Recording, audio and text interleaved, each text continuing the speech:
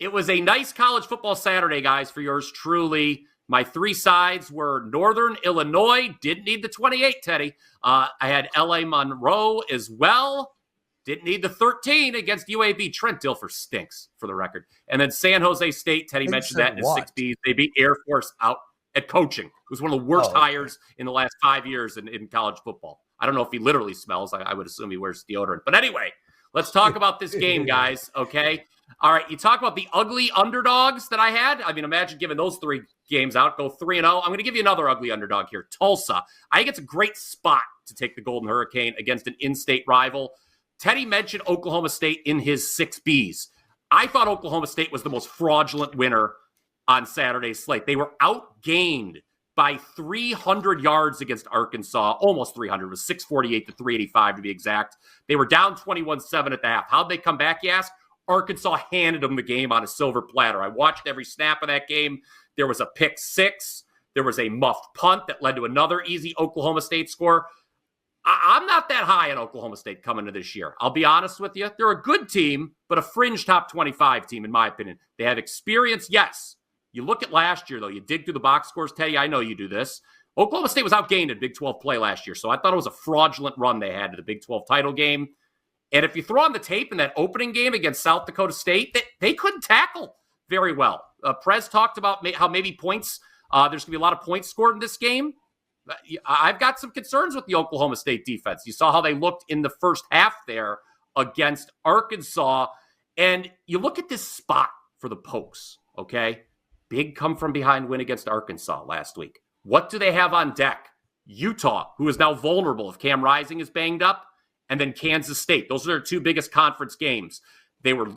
I gave out Arkansas plus 10 on the Power 5 for the record, so I got the best of the number there.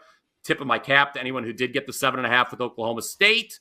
But again, I'm just not that high on Oklahoma State. I will take the points with another Oklahoma State opponent here. Not to put words in your mouth, Teddy, I'm sure you're going to ask, well, is Tulsa good enough to take advantage of all this? Kevin Wilson brought in the best recruiting class in program history this past offseason. A lot of close games for Tulsa going back to last year. You're answering Teddy's question that he hasn't even asked yet. I'm throwing him for a loop. Tulsa, 7 of the last 9 games against FBS competition have been decided by 8 points or less. Give me the points. Teddy.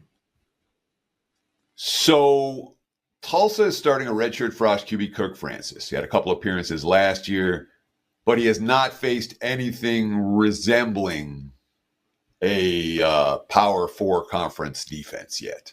Does that worry you here at all with a freshman quarterback going against? Spot-wise, look, everyone sees the same spot you do. All right, it's a sandwich and a half. They're coming off an OT. And yet the markets are holding at 20+, which is, in my mind, is telling me that there are bettors out there who are concerned about Tulsa's ability to actually move the football against a real defense. What's your take? Again, I think there's some concerns if you put on the tape for the first 2 weeks from that Oklahoma State defense. We're not going to have to score a ton. I made the number, what am I looking at, 19 here. So I think there's a little bit of value, not even at 21 on the Tulsa side. And again, it is the situation, Teddy. Obviously, Tulsa does not have as good of players as Oklahoma State. But to me, you use up so much energy coming back in a game like that. You could smell blood in the water with Utah. I think the coaching staff's going to have an eye on that game. Kansas State in 2 weeks. I think, again, Kevin Wilson, he's stocking the shelves a little bit here in Tulsa. I think this team's they've been competitive. We don't need them to win. We just need them to stay in 3 scores. I think given Tulsa's history, they can do that. Very fired up they should be to take on an in-state foe here, remember. And this game is in Tulsa. Oklahoma State hitting the road to take a G5 team. Brian Power. Rolling as well, everybody. In his last 16 days of betting, Brian has won 23 games. He's lost 11. That's 23 and 11, 68%. Congratulations, Brian. Great timing for this run, right to start both college and NFL. Anything to promote, and then we'll move on to Teddy's big game breakdown. Just one play tonight. It's in Major League Baseball. It's a total. We're rolling with MLB total 6-1. Our last 7, we had the under in the Dodgers Guardians. So head on over to WT.buzz/BP. Thanks for having me on, guys.